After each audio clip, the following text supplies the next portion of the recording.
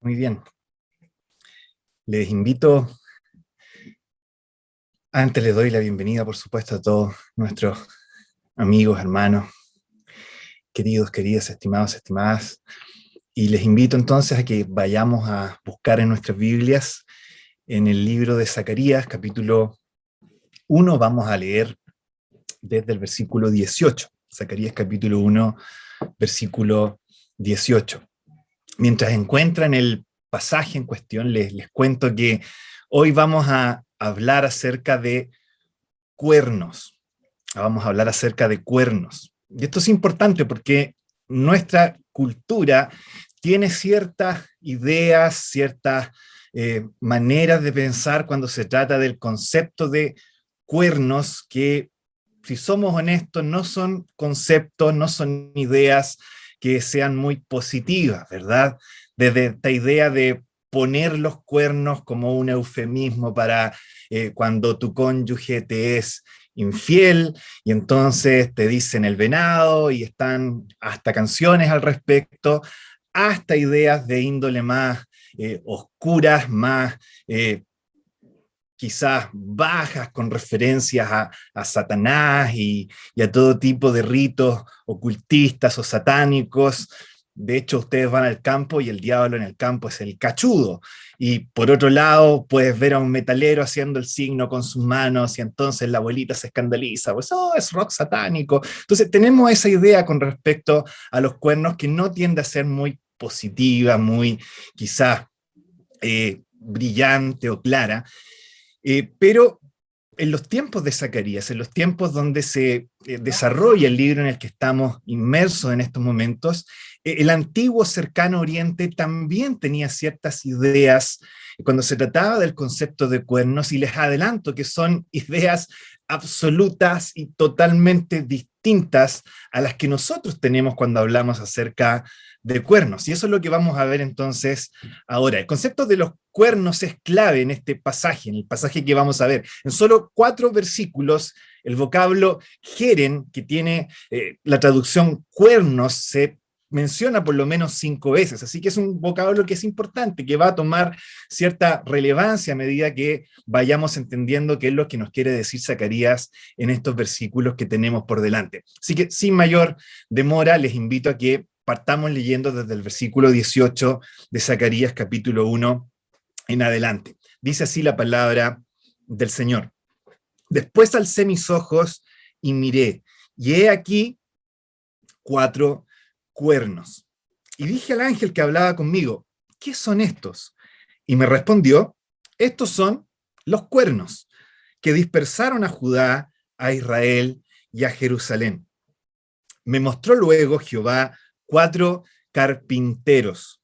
Y yo dije, ¿qué vienen estos a hacer?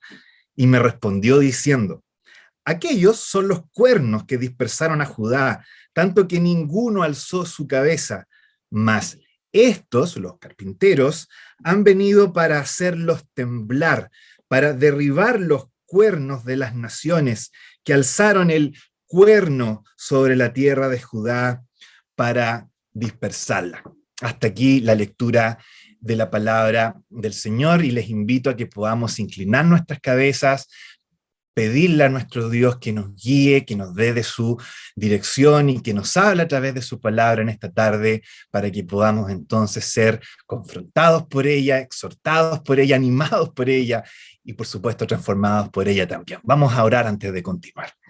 Nuestro Padre Celestial, gracias por poder disfrutar de tu palabra, gracias por ser el Dios que eres. Tú eres un Dios de dominio, tú eres el soberano sobre toda la tierra. Nuestro Dios tendrá dominio y su dominio se extenderá por toda la tierra, así como las aguas cubren el mar. Esa es nuestra esperanza. Te amamos, Dios, y disfrutamos de esta esperanza que tú nos das, tan certera como tu propio nombre.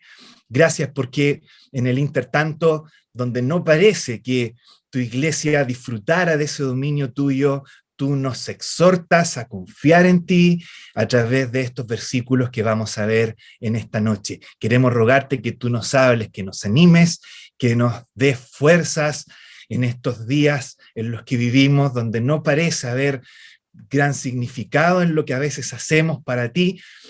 Guíanos a poder depositar nuestra esperanza en ti y poner por obra el trabajo que tú nos has mandado y nos animas a hacer. Quedamos delante de tu presencia, expectantes a lo que tu Espíritu haga en nuestro medio, aún por este medio virtual, siempre en el nombre precioso de nuestro Salvador, nuestro Señor Jesucristo.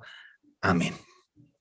Entonces, hemos comenzado desde hace algún par de reuniones atrás un estudio en el libro de Zacarías. Ese es el libro en el que estamos inmersos. Y lo que dijimos fue que Zacarías comienza el libro contándonos una noche extraordinaria que tuvo, donde recibió una verdadera metralleta de sueños, una verdadera metralleta de visiones, 8 visiones al hilo, en las que Dios le mostró a Zacarías cuáles eran los planes, cuáles son los planes de soberanía, de reinado, que él como Dios soberano tiene también hacia el futuro de aquí en adelante.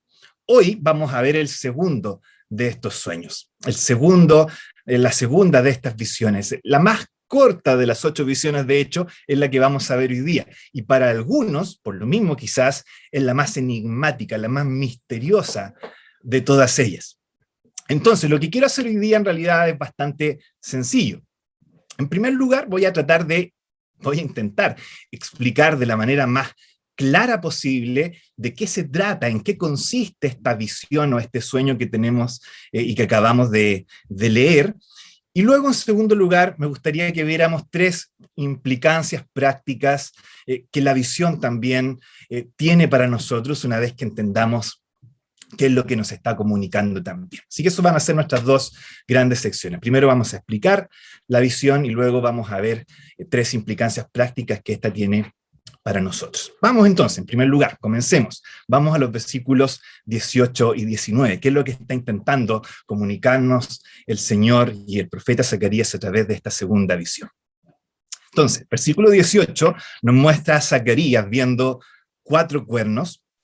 Luego Zacarías pregunta, ¿qué son estos cuernos? Y la respuesta que le da el ángel es, estos son los cuernos. Y la verdad es que no es una respuesta que nos ilumine demasiado, ¿verdad? Es una respuesta que nos deja más o menos igual en nuestra comprensión con respecto a los cuernos. Y aquí es entonces donde necesitamos entender qué era lo que se les venía a la cabeza a las personas en el antiguo cercano oriente, en los tiempos de Zacarías, cuando escuchaban o cuando se les leía acerca del concepto de los cuernos. ¿Qué es un cuerno para una persona del antiguo cercano oriente? Bueno, quizás lo primero y lo más básico que tenemos que entender es que esta era una población, era un grupo de personas predominantemente ganadera, agrícola, que se dedicaba mucho al pastoreo de animales, a la crianza de ganado, y por lo mismo tendían a observar bastante cómo funcionaban estos animales que se dedicaban a pastar también. Probablemente con el tiempo este grupo de personas se empezó a dar cuenta que coincidía que justamente los animales más fuertes o más poderosos, coincidentemente, tendían a poseer cuernos. Y por lo mismo, con el paso del tiempo, el concepto de cuernos pasó a ser un símbolo del poder o de la fuerza que tenía ese animal, y no pasó mucho tiempo ni mucha conexión para que entonces esta idea de los cuernos empezara a ser un sinónimo del poder o de la fuerza que tenía no solamente un animal, sino cualquier otro elemento, sea una persona, sea una nación, sea alguna fuerza extraña. Siempre cuando se hablaba del cuerno, la idea era del poder o de la fuerza de algo. De hecho, llegó al extremo de que la palabra cuerno en sí significaba poder. Y eso es justamente lo que tenemos en las Escrituras. Fíjense en lo siguiente, quiero mostrarles algo que la verdad es bastante curioso.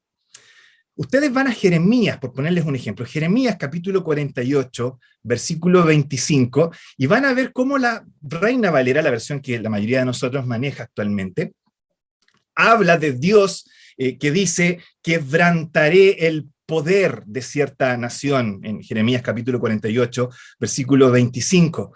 Pero esa palabra, quebrantaré poder, esa palabra poder es el vocablo hebreo kerem, que es el mismo vocablo que acá se traduce como cuerno. ¿Se fijan? Literalmente entonces, Jeremías 48 nos está diciendo: quebrantaré el cuerno, porque para este grupo de personas el cuerno es sinónimo del poder de alguien. No solo eso, sino en el Salmo 75, versículo 10, también tengo anotado acá que Dios también dice: quebrantaré todo el poder, todo el kerem, todo el cuerno, nuevamente haciendo los dos términos sinónimos. Entonces, lo que esto, por supuesto, nos tiene que hacer concluir es que cuerno es sinónimo de poder. Y por lo tanto, entonces, cuando el versículo 19 nos dice acá que estos son los cuernos que dispersaron a Israel, un sinónimo podría ser: estos son los poderes que dispersaron a Israel. Y luego el versículo 21 nos agrega que estos poderes son naciones. Se trata de naciones que alzaron el cuerno, que alzaron su poder. Y ya entonces nosotros vamos entendiendo de qué se trata esta idea, y podemos decir en resumen que estos cuernos son un símbolo de las naciones o del poder de las naciones que dispersaron a Israel y que lo enviaron al exilio. Ya tenemos claridad por ese lado. Pero fíjense ahora que se trata de 4 cuernos. Y uno se preguntará: ¿por qué 4? ¿Por qué no 2? ¿Por qué no un cuerno? ¿Por qué no 7 cuernos? ¿Por qué no 14 cuernos? ¿Por qué son 4? Y la verdad es que aquí hay 2 ideas que coinciden, no son distintas una de la otra, pero que nos llevan a una misma conclusión. Por un lado, que sean 4 pudiera significar que se trata de los 4 puntos cardinales, ¿cierto? Norte, sur, este, oeste, refiriéndose a que se trata de la totalidad de los poderes, cuernos en este caso, que están en contra del pueblo de Dios. De hecho, Zacarías usa el número 4 en ese sentido dentro de las mismas visiones. Si ustedes van al capítulo 2, por ejemplo, versículo 6, se habla de ser esparcidos hacia los 4 vientos. Nuevamente la idea de 4. O en la visión anterior, la que vimos en la última reunión, donde se nos dice que estos 4 jinetes van y recorren, son 4, pero recorren toda la tierra. Nuevamente la misma idea. Por lo tanto, el número 4 probablemente es un sinónimo de la totalidad, de los 4 puntos cardinales, de la completitud de los poderes que están en contra del pueblo de Dios. Eso pudiera ser quizá la idea detrás de este número 4. Pero hay otro tema también acá. No se olviden que Zacarías está escribiendo después que otros profetas ya han escrito sus profecías. Entre ellos, adivinen quién está: Daniel. Y Zacarías conoce acerca de la profecía de Daniel, lo más probable. Y recuerden que Daniel ha hablado de los poderes del mundo como, adivinen, 4 grandes imperios: el imperio babilónico, los medos y los persas, el imperio griego, el imperio romano, que históricamente son los poderes que han estado en contra del pueblo de Dios. Nuevamente, si ustedes se fijan, entonces tenemos exactamente lo mismo. A la luz de estas 2 ideas, llegamos a la misma conclusión. Cuando se nos habla acá de 4 cuernos, por lo tanto, de lo que estamos hablando es de la totalidad de los enemigos del pueblo de Dios. Eso es lo que se nos está mostrando en esta visión: a la totalidad, a la completitud de los enemigos del pueblo de Dios atacando al pueblo de Dios. Hasta ahí entonces quizás tengamos claridad con respecto a esta visión. Pero la visión continúa. Vamos a los versículos 20 y 21 a continuación.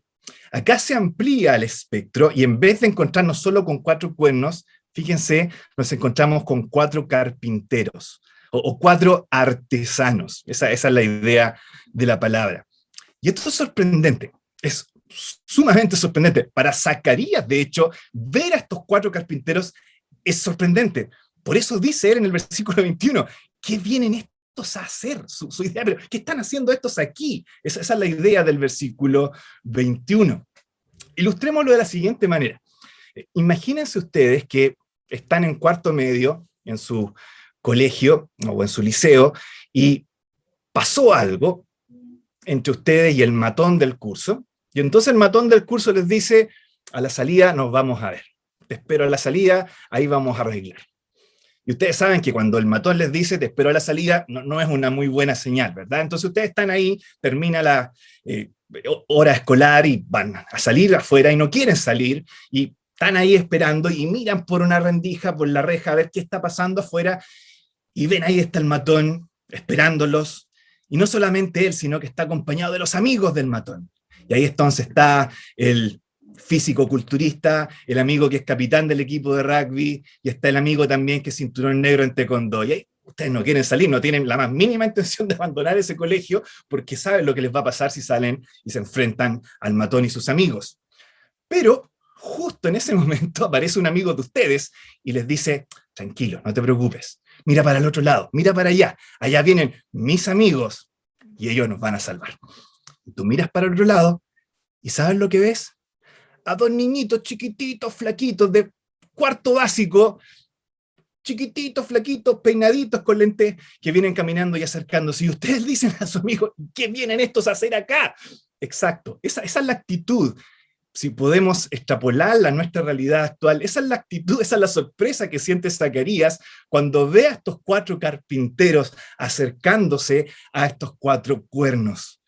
Si hablamos de poder, de naciones poderosas, encontrarnos con 4 carpinteros que vengan a hacerle frente es algo totalmente extraño, no tiene sentido. Y Zacarías dice, ¿qué está pasando acá? ¿Qué vienen a hacer estos en este lugar? Más terrible todavía es lo que le responde el ángel. Fíjense lo que le responde el ángel con respecto a estos 4 carpinteros. Nos dice en el versículo 21, estos han venido para hacerlos temblar. A los cuernos. La NTV es bastante más enfática, dice, han venido para aterrorizar. La versión Dios habla hoy dice, hacer temblar de espanto. Y entonces uno se pregunta, ¿qué está pasando acá? ¿Cómo un grupo de personas de quizás la menor fuerza que pueda haber van a hacer temblar o aterrorizar a los poderes de las naciones que destruyeron y dispersaron al pueblo de Dios hace un tiempo atrás? La verdad es que esto ha generado bastante sorpresa. Ha generado tanta sorpresa, ¿saben, chiquillos, que algunos intérpretes del libro de Zacarías han concluido que estos no pueden tratarse de carpinteros. Dicen, no tiene sentido, no pueden ser carpinteros, tiene que ser otra cosa. Y entonces han traducido el vocablo carpintero acá, harashin, como herreros.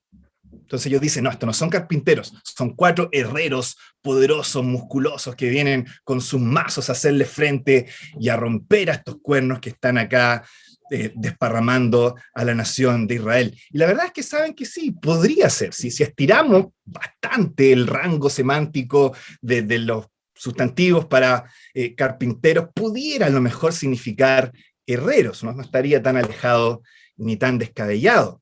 Pero ¿saben en realidad lo que está pasando aquí? En este versículo es otra cosa, completamente distinta.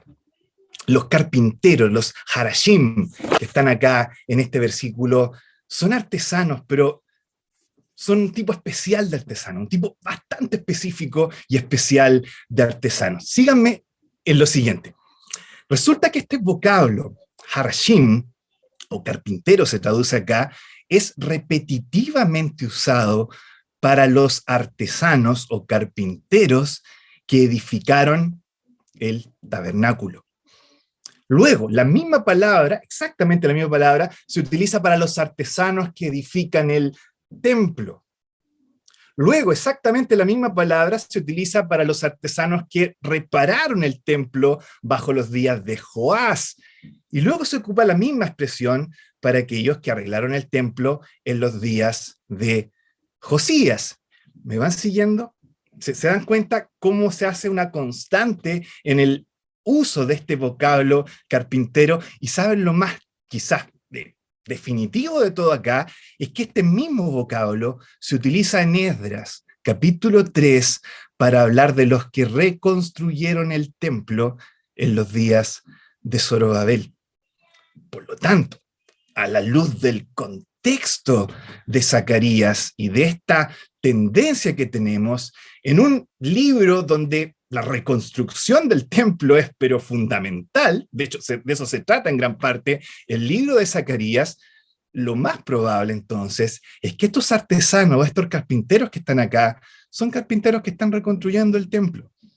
De eso se tratan estas personas. No son herreros poderosos con mazos que vienen a destruir los cuernos con estos mazos de metal. No, son artesanos, son carpinteros que están reconstruyendo el templo. Entonces, la visión, ya tomando todo esto en consideración, tiene que ver con lo siguiente. ¿De qué se trata la segunda visión?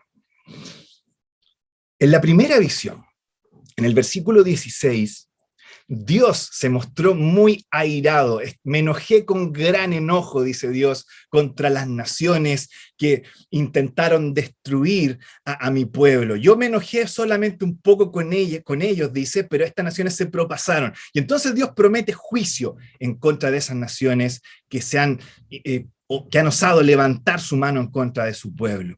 Dios va a juzgarlos. Lo que hace esta segunda visión, chiquillos, es desarrollar esa idea. Cómo Dios va a juzgar y a castigar a los enemigos de su pueblo, a aquellos que se han levantado en contra del pueblo de Dios. Pero la pregunta ahora es ¿cómo? ¿Cómo lo va a hacer Dios para desarmar y destruir a los enemigos de su pueblo? ¿Va a venir Dios con un ejército poderoso a pisotear a los enemigos? ¿Va a venir con fuerza y majestad para destruir con mano de hierro? Eso es lo que esperan los judíos probablemente, pero ¿es así como va a funcionar la obra de Dios para juzgar a las naciones? ¿De eso se trata? Aquí viene la sorpresa, porque Zacarías nos dice, lo que yo veo no son guerreros poderosos.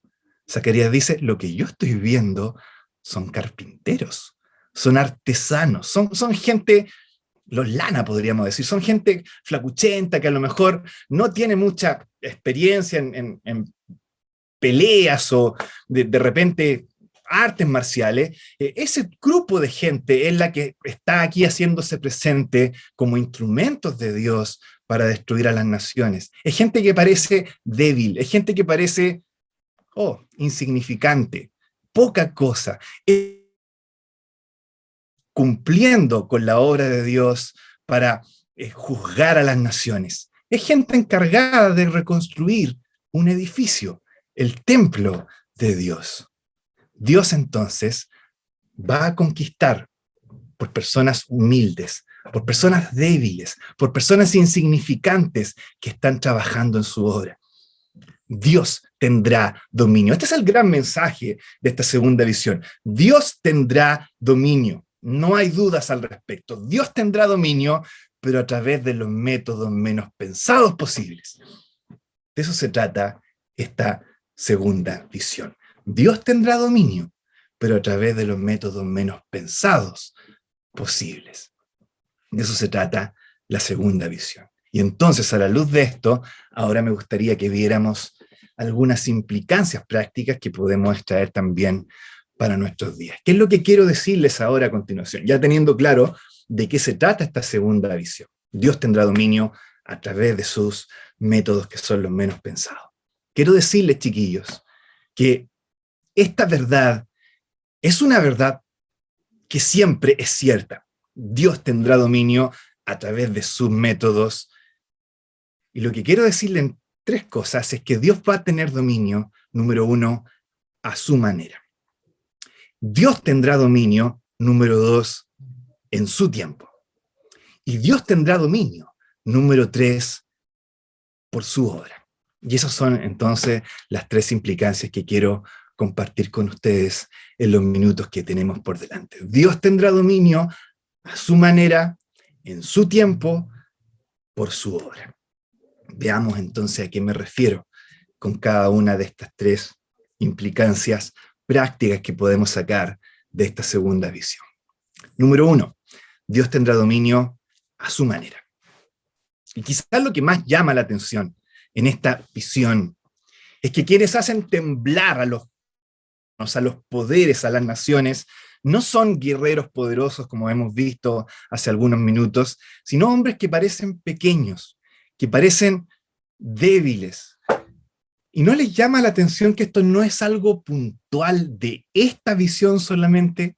¿No les llama la atención que esto pareciera ser el patrón que Dios sigue persistentemente a lo largo de las Escrituras. Ese es el patrón de Dios. Dios siempre tiene este gusto de trabajar a través de lo débil, de lo pequeño, de lo insignificante. Dios obra siempre de esta misma manera. Es su tendencia y lo vemos una y otra vez a lo largo de las Escrituras, ¿verdad? A lo débil del mundo escogió Dios para avergonzar a los fuertes, a lo necio del mundo escogió Dios para avergonzar a los sabios. Ese es el patrón, esa es la forma a través de la cual Dios actúa. Y es hermoso que Dios obre así. Es necesario, es justo y necesario que Dios obre así por una razón muy sencilla. Y es que cuando Dios obra así, cuando Dios obra a través de lo débil, de lo insignificante, de lo pequeño, entonces cuando la obra de Dios logra su objetivo, queda absolutamente claro que no es por nuestra habilidad, que no es por nuestra inteligencia, que no es por nuestra capacidad de manipular las circunstancias, no, es porque Él es poderoso solamente. Y de esa manera entonces, Dios es el que tiene la gloria, a Él sea la gloria, a nadie más, porque Él es el que logra todo a través de los métodos menos pensados y lo hace a su manera. Es importante tener esto presente, chiquillos. ¿Saben por qué? Porque tenemos la tendencia natural. Todos nosotros, como seres humanos, gravitamos hacia buscar, como creyentes, quizás avanzar el reino de Dios, más como cuernos que como carpinteros. Aquí hay dos maneras de acción. Puede actuar con una... Y nuestra tendencia natural es lado de los cuernos. Esa es nuestra manera natural de actuar. Y entonces, lo que sea que busquemos lograr en nuestra vida cristiana, en nuestra vida social, impactando a nuestra cultura, qué sé yo, pónganle ustedes el apellido que quieran ponerle, pero siempre nuestra tendencia va a ser a gravitar, a buscar nuestro minuto de poder, al muñequeo, a manipular la situación, al lobby, a lograr conseguir nuestro objetivo, buscando la manera de doblar la mano a la persona que está al otro lado y de esa manera entonces lograr lo que queremos.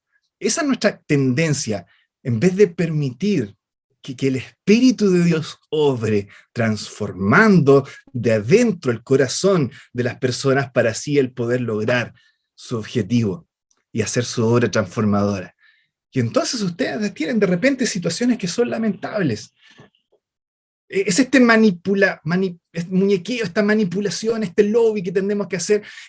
Finalmente piénsenlo ustedes, es lo que logra tener muchas veces un imperio legalista en tu iglesia local, porque todo se manipula de una manera tal que se vea muy ordenadito. Quizás funcione por un tiempo, la iglesia se ve súper pulcra, se ve súper santa, súper espiritual, pero luego de un rato la gente no aguanta y todo se desmorona y todos se lamentan y se preguntan, ¿por qué, Señor? ¿Por qué pasó esto? ¿Por qué será? Porque estás actuando como un cuerno en vez de actuar como un obrero, un artesano, un carpintero, haciendo tu trabajo y dejando que Dios obre a su manera. Es lo que tiende a pasar también en nuestros, de repente, intentos por buscar moldear la cultura. Está esta gran idea del mundo evangélico imponiendo su visión de mundo, gritando a los cuatro vientos, teniendo su quizás lobby, muñequeo político, somos el tanto por ciento de la población y entonces más les vale al candidato que sus quizás planes de gobierno estén de acuerdo con nuestros principios cristianos, porque si no se las va a ver con nosotros. En Chile quizás no es tanto, porque no somos muchos, quizás los evangélicos dentro del porcentaje de votantes, como en otros países, pero la idea es exactamente la misma. Y la pregunta es, ¿qué estamos haciendo al respecto? ¿Estamos obrando como cuernos, buscando muñequear en poder para moldear la cultura, o lo vamos a hacer a la manera de Dios, como carpinteros, como artesanos, obrando en lo que Dios quiere que obremos y permitiendo que el Espíritu sea el que moldee corazones, transforme vidas, dé vida a aquellos que están muertos y de esa manera la cultura también vaya transformándose? ¿Cómo actuamos? Es curioso, ¿verdad? Es curioso cómo esto afecta nuestras realidades. Pienso, y aquí quiero ser súper cuidadoso, pero piensen en esta, de repente, implicancias que tiene esta verdad. Para el estallido social, muchos creyentes de cierta quizás tendencia, podríamos decir, político-social, tendieron a alzar su voz, a reclamar por ciertas cosas que a lo mejor están bien, poniéndose muy activos en dar su voz al respecto. Y por otro lado, ya pasado el tema del estallido y partiendo con la pandemia, creyentes del otro lado del espectro político, cultural, social, también empezaron a ponerse muy vocales por todo lo contrario, que aquí tenemos una conspiración, que la pandemia, que qué sé yo, las vacunas y las magnetismos y el 5G, bla, bla, bla, lo que a ustedes se les pueda ocurrir, pero por los dos lados, mucha voz, mucho reclamo, mucho dar a conocer ciertas cosas, y la pregunta que uno se hace es, ¿qué es lo que buscamos con esto?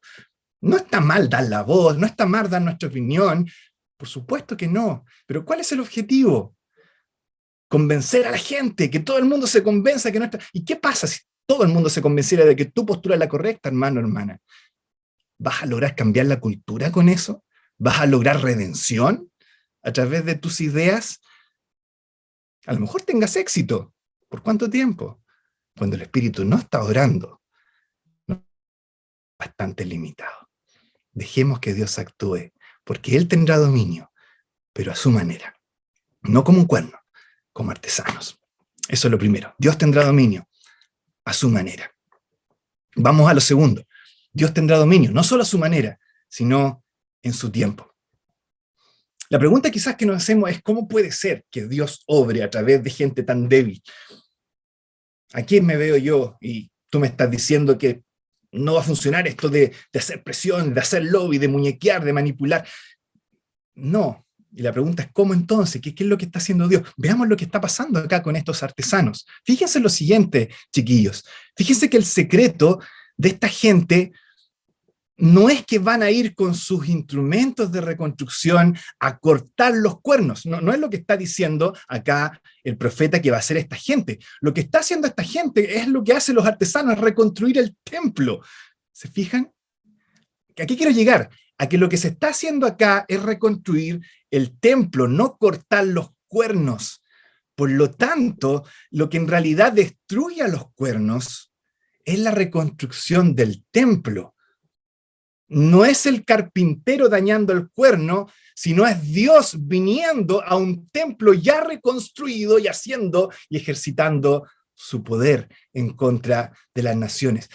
Esto es lo que quiero que les quede en la cabeza, chiquillos. Todo lo que hacen los artesanos es facilitar la venida del Dios poderoso a través de la reconstrucción del templo. En otras palabras, todo lo que hacen los carpinteros es facilitar el cumplimiento de la petición que como creyentes todos hacemos: venga tu reino, venga tu reino. Eso es lo que están haciendo estas personas acá. Y lo mismo que fue cierto en los tiempos de Zacarías, es cierto también en nuestros días, en nuestro tiempo como iglesia. ¿Cómo se hace? ¿Cómo lo hace Dios? ¿Cuáles son los tiempos de Dios? Y aquí está la respuesta, hermano, hermana. Dios a ti te ha colocado en una situación, en un lugar estratégico, y te ha dado ciertos dones, te ha dado cierto servicio, y Dios espera que seas fiel a ese servicio. No que hagas grandes cosas por acá o grandes cosas por allá. A lo mejor sí, a lo mejor como creyente eres colocado en algún puesto político importante, ¿quién lo sabe? Puede ser. Y eres llamado a ser fiel en ese puesto. Y a transformar la cultura viviendo y ejercitando y influyendo con tus valores cristianos en ese puesto importante. Pero a lo mejor no, a lo mejor toda tu labor es limpiar el local de reuniones. Tú dirás, pero ¿cómo voy a cambiar el mundo limpiando un local de reuniones? Ese es el punto. Dios te ha colocado en un lugar estratégico, te ha dado un servicio, y lo único que Dios te está pidiendo es: sé fiel. Sé fiel en la reconstrucción del templo, porque al reconstruir el templo estás facilitando el cumplimiento de la petición: venga tu reino. Tu labor, hermano, hermana, no es hacer más de lo que el Señor te ha dejado para hacer, es ser fiel al ministerio que Dios te ha dado. A lo mejor es poco a la vista del hombre importante, a lo mejor es poco significativo, a lo mejor es de bajo impacto, dirás tú. No importa. Tu labor no es ir a cortar los cuernos, tu labor es reconstruir el templo. Y eso facilitará la venida del reino de Dios. Y Dios se va a encargar de hacerlo. Y este es el punto, a su tiempo. Ahora quizás se parece a un mundo bastante dominado por fuerzas extrañas a Dios. Sí, puede ser. A lo mejor no parece como que estuviéramos logrando que el reino de Dios viniera a esta tierra. Sí, puede ser. Pero esa no es tu labor, hermano. Dios lo va a hacer a su tiempo. A su tiempo Dios tendrá dominio. Como las aguas cubren el mar, su gloria cubrirá toda la tierra. Él lo va a hacer. Es su promesa y es una certeza, pero a su tiempo. Y en el intertanto, tu responsabilidad, mi responsabilidad, es ser fieles en el servicio de reconstrucción que Dios nos ha dado. ¿Días insignificantes? Por supuesto, pueden parecer bastante insignificantes. Pero acuérdense, el mensaje de Zacarías es ese: ánimo para los días insignificantes. Y parte de ese ánimo está contenido acá en esta gran idea. Dios tendrá dominio a su tiempo. Tu labor es facilitar la venida de su reino y facilita la venida de su reino cumpliendo con la labor que Dios te ha encomendado. Por insignificante, por pequeña y por débil que parezca, tu labor es ser fiel. Así que cobra ánimo, hermano. Haz, sigue haciendo, sigue llevando a cabo lo que Dios te ha llamado a hacer y deja el resto en las manos de Dios. Él tendrá dominio a su tiempo. Dios tendrá dominio a su manera. Dios tendrá dominio en su tiempo. Y finalmente, para terminar, Dios tendrá dominio por su obra. ¿A qué me refiero con esto? Piensen en esta imagen, porque tenemos acá en la segunda visión la imagen de un carpintero. ¿Y no les suena coincidente que se nos esté hablando de carpinteros en este pasaje, cuando luego, siglos más tarde, otra persona va a venir bajo la figura de un carpintero también? ¿No les parece precioso eso? Que el reino de Dios venga a través de 4 carpinteros simbólicos, pero esto llegue a su clímax siglos más tarde a través de uno que es Dios precisamente con nosotros. Y viene la figura de un carpintero, hijo de carpintero, uno que conquista los poderes del universo, los poderes que gobiernan los reinos de tinieblas dentro de este mundo que manipulan las sociedades y las llevan a cumplir sus propósitos destructivos y perversos. Nuestro Dios conquista esos poderes en el acto de mayor debilidad y de mayor vulnerabilidad posible. Coincidentemente, piensen en esto, chiquillos, a través de una pieza de madera en forma de cruz, donde también se utilizaron clavos, madera, clavos y un carpintero. Están ahí, en un monte. Qué tremenda diferencia, sí, que esa madera y esos clavos y ese carpintero en esos momentos no están construyendo algo, sino que se está destruyendo algo. No se está construyendo un templo en ese momento, se está destruyendo un templo en ese momento. El cuerpo, el templo, por excelencia, el cuerpo de nuestro Salvador está siendo desgarrado por los instrumentos de reconstrucción, madera, clavos. El velo es rasgado de arriba a abajo, y entonces el único templo que merece estar en pie es derrumbado para que nosotros, los tabernáculos arruinados, podamos ser reedificados. Y entonces la profecía que Jacob expresa en Hechos 15 se logra y se cumple, porque Dios dice: reedificaré el tabernáculo arruinado de David, y ese eres tú y ese soy yo, hermano, porque el verdadero templo fue desgarrado. Los tabernáculos arruinados que somos nosotros podemos ser reedificados. Y es por esa obra que Dios logra llevar adelante su plan y finalmente tener dominio. Es esa obra. No intentes por tu propios medios de manipular, de muñequear y de hacer lobby, porque eso no va a tener ni un efecto.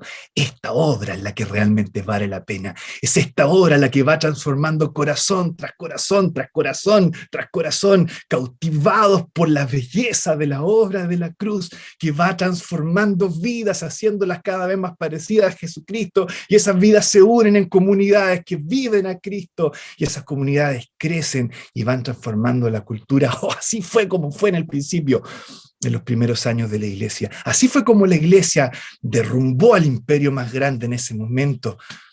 No con muñequeos, no con lobby, no con pancartas, no con protestas, no con manipulaciones de porcentajes, con vidas transformadas, con vidas cautivadas por la belleza de la cruz, que vivieron a Cristo, aún a sacrificio muchas veces de su propia comodidad. Eso lo vio el resto de la cultura y se sintió movido. Y entonces el cristianismo creció y el reino de Dios avanzó. Y así es como avanza siempre, durante toda la historia de la iglesia, hasta el final, cuando Dios va a tener dominio, porque Él tendrá dominio a su manera, en su tiempo, y lo más importante, por su obra. No te atrevas a cambiar esa obra por otra cosa. Eso es lo que nos muestra la segunda visión. Los cuernos son poderosos, por supuesto. Dispersaron a Israel, dispersaron a Judá. Los enemigos del pueblo de Dios son poderosos. Tú eres un simple artesano, tú eres un simple carpintero, pero tienes un Dios poderoso. Tienes un Dios que te dice, sé fiel en tu trabajo, yo te he encomendado un trabajo, sé fiel en tu trabajo. Reconstrucción del templo, venga tu reino, yo voy a venir, dice tu Dios, y yo me voy a encargar del resto. Tu situación a lo mejor parecerá insignificante, parecerá pequeña, parecerá de poco impacto, no importa, cobra ánimo, sigue trabajando, sé fiel hasta la muerte, en lo poco has sido fiel, ¿no es cierto? Sobre mucho te pondré, entra en el gozo de tu Señor, esa es nuestra esperanza, porque Dios tendrá dominio, pero a su manera, en su tiempo, por su obra. Así que cobra ánimo, hermano, sigue adelante, no flaquees tus piernas, que no tiemblen tus rodillas por la poca quizás importancia o el poco impacto de tu servicio. Sé fiel, sigue adelante, Dios tendrá dominio. Esa es una promesa garantizada. Que el Señor nos dé ánimo y que el Señor bendiga su palabra. Vamos a orar para terminar. Nuestro Padre Celestial, gracias por tu palabra, gracias por tu Hijo, gracias por la obra de la cruz, gracias por el carpintero, hijo de carpintero, que a la vez es Dios con nosotros, el Dios que tendrá dominio, aquel que vendrá nuevamente, no como un carpintero en humildad, sino como el Rey glorioso, en un caballo blanco, tatuajes en sus piernas para destruir a todos sus enemigos, en su tiempo, en su tiempo. Nosotros esperamos por Él, sabemos que Él tendrá dominio y eso nos llena de esperanza. Y queremos que ese dominio en el intertanto sea avanzado, no por destrucción de personas, sino por transformación de personas, por personas que pasen de las tinieblas a la luz y que sus vidas sean transformadas y redimidas por la sangre de tu Hijo. Esa es nuestra oración y te rogamos que nos guíes y nos des ánimo en este tiempo que tenemos por delante. Quedamos en tus manos agradecidos en el nombre precioso de nuestro Salvador, nuestro Señor Jesucristo. Amén.